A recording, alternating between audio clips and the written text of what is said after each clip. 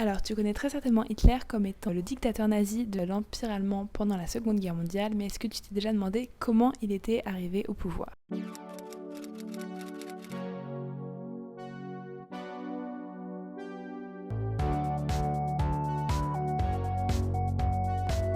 Donc, Hitler est né en 1889 en Autriche et il fait partie des soldats pour qui la défaite de l'Allemagne était une vraie trahison. La paix était un vrai coup de poignard dans le dos. Ils se sont sentis trahis par le gouvernement, par les civils, par le peuple, parce que l'Allemagne n'était pas encore à feu et à sang et ils auraient très bien pu continuer le combat selon eux. Donc il va donc rentrer dans une Allemagne en mauvais état. Le 9 novembre 1918, Guillaume II abdique. Il y a donc une proclamation de la République.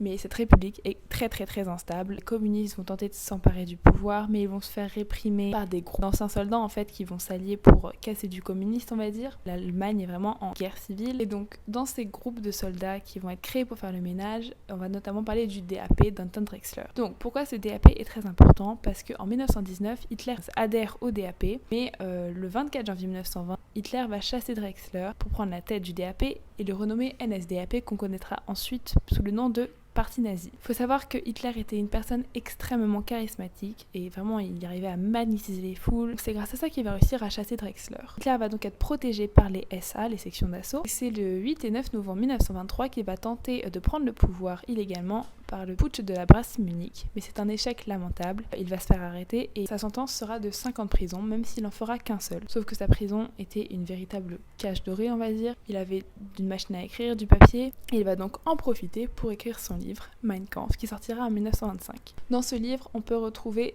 3 points principaux.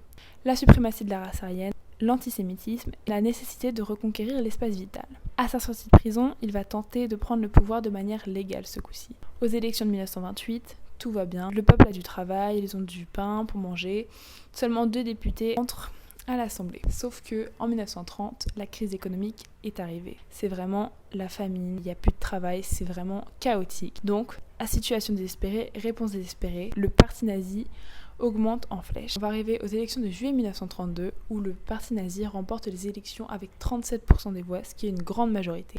Et donc, le 30 janvier 1933, Hitler devient chancelier. J'espère que cette vidéo vous aura plu. N'hésitez pas à vous abonner et à plus pour de nouvelles vidéos. Bis bis.